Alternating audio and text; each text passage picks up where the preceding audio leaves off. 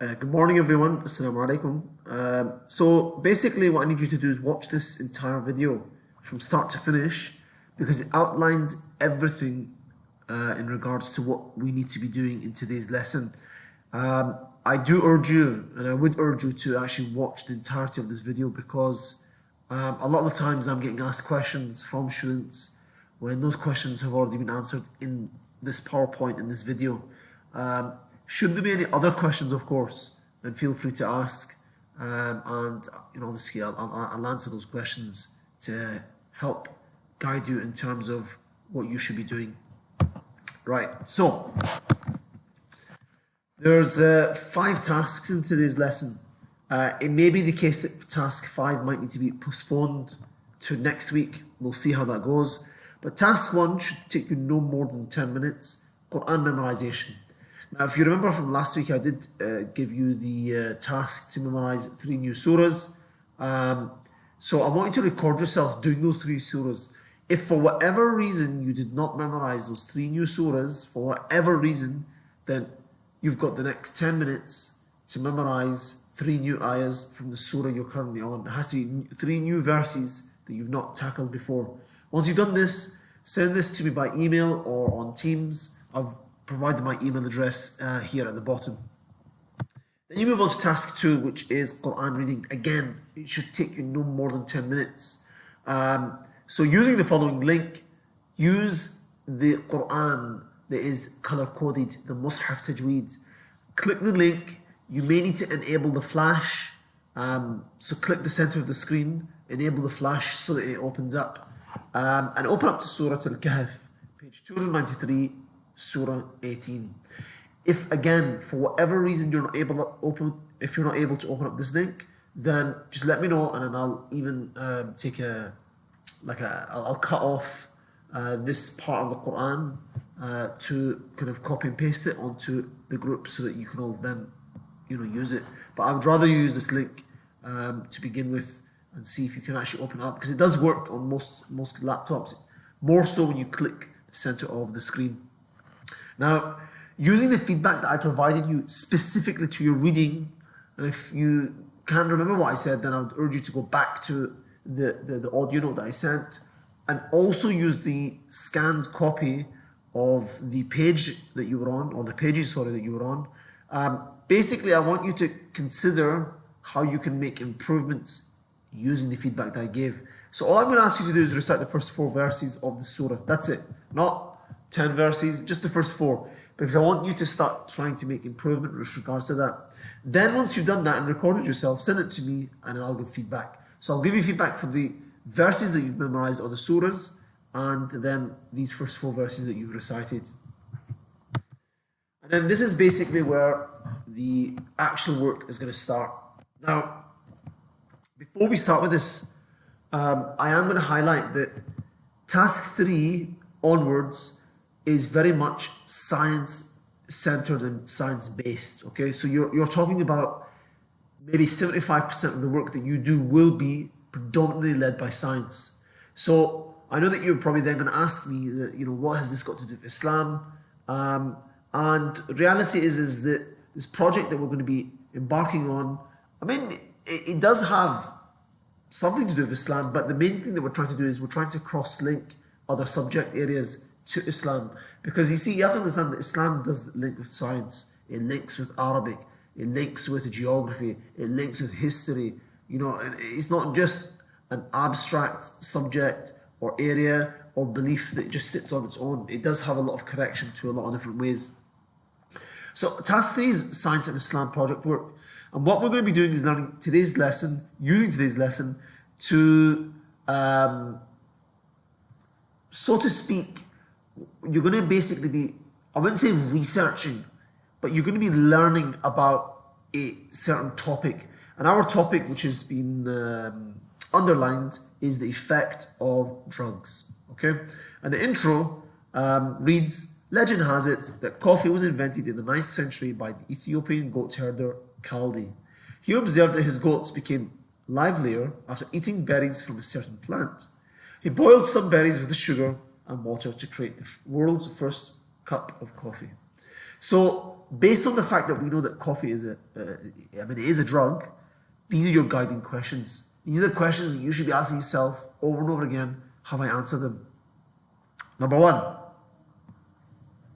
because teachers often drink lots of coffee and others as well, how can we investigate what effect coffee has on their bodies? So basically, question one is, how can you investigate the effect that coffee has on someone's body who drinks coffee? Number two, what could we observe or measure? That's up to you to decide. What if you were going to kind of use that, investigation? What could you observe or measure on someone who drinks coffee versus one who doesn't drink coffee? And then what might be the effect of drinking too much coffee? Right? And the thing is, some of the resources and the links that I provided do have the answers to this. Others you're going to have to kind of maybe do a little bit of research. Now again, I know that you're probably saying, but sir, this has got nothing to do with Islam. Trust me, it does. Because Islam talks about, the importance of food. It talks about eating things which could be harmful to you or could be considered not a drug in that way, but considered in a way where it could cause you to lose your senses. It could manipulate, the way you think, etc., etc. So, I mean, the reality is that someone may one day turn around and say, "Is coffee allowed in Islam?" And that's where then the link to Islam comes in. So a scholar will go away and he'll look, see what science says, and then he'll link that back to Islam and say, based on my research, yes or no. And that's why if you look at, for example, smokers, there's nothing in Islam that says about smoking, but scholars have went back, they've said, okay, what's smoking similar to and then they've said, okay, it is not allowed, or it's makruh, or it's this, or it's that, and that's how they've come up to their own opinion. So this is in a similar way as well. These are your links, so use all these links to try and help you, learn about, coffee and its effects. So all of these links, you can watch them and read them, or you could, just maybe take a few, but just make sure you make some key notes that relate to that. And my apologies that it says the human circulatory system, that is incorrect. It should be key points on paper related to the effects of coffee on the body. Okay, so ignore the human circulatory system where it says use the following links provided and note the key points on paper related to the effects of coffee. Okay, so we're only looking at coffee, not the human circulatory system. Then task 4, you're looking at science and Islam, the connection to Islam. So from the list of possible Quranic evidence provided in the next few slides, choose which you feel best connect to what we're currently learning about. And as a challenge, you may want to research and find other sources by typing keywords into the search box of Quran.com or Sunnah.com. So Quran.com will find you Quranic verses, Sunnah.com will find you hadiths. There will not be any Quranic verses that talk about coffee.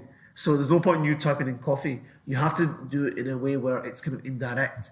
But again, these next few hadiths that I've put as possible evidences, it might be that only one of them really connects to your lesson indirectly, or it could be 3 of them or all 5 of them. Okay, so let's read the first one. First one says, Prophet Muhammad, peace be upon him, said, "Verily in the body is a piece of flesh, which, if sound, the entire body is sound, and if corrupt, the entire body is corrupt. Truly it is the heart."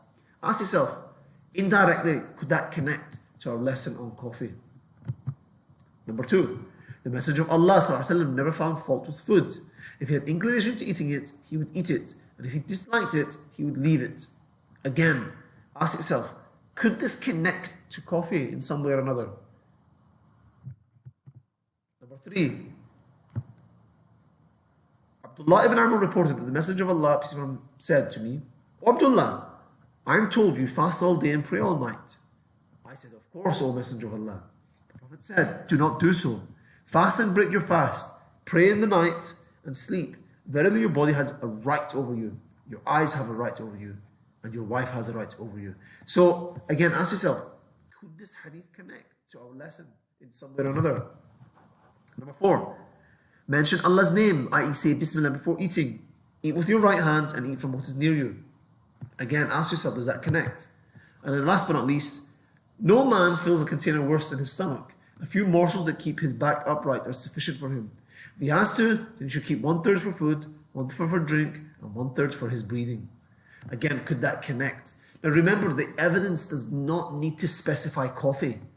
It could be to do with a drug, for example. I'll give you an example, right? Let me give you an example to a certain extent. I'm not saying you should use this, but just so you begin to understand it. You know how Allah talks about, for example, alcohol, and He says it's forbidden. So it could be that maybe you use an evidence like that to support the fact that because alcohol takes over the mind, it's considered as a drug, etc., then, you know, coffee could also be considered as a bad drug if you take too much of it, etc. You could be like that. It could be that you look at it from the perspective of that it's got medicinal purposes. Maybe the Prophet talked about that, who knows? So the fact is that I just want you to find me something that's indirectly related, but does talk about, you know, in terms of drinking stuff, or maybe it talks about what you put in your body, or maybe it talks about, you know, why it's important to look after your body, maybe a hadith about that. Right, last but not least, and I apologize for the length of this video, task 5 is your project.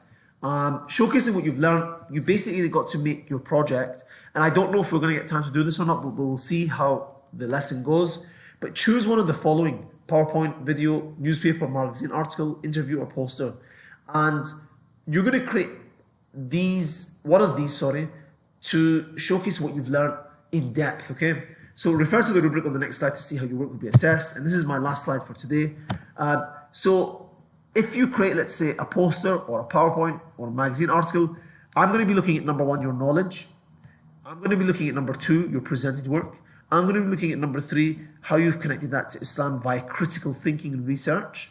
And I'm going to be looking at number 4, connecting to Islam, evidence from Quran and Sunnah. So for the knowledge perspective, I'm going to be looking at, have you put a lot of depth into your you know, in terms of the knowledge that you provided?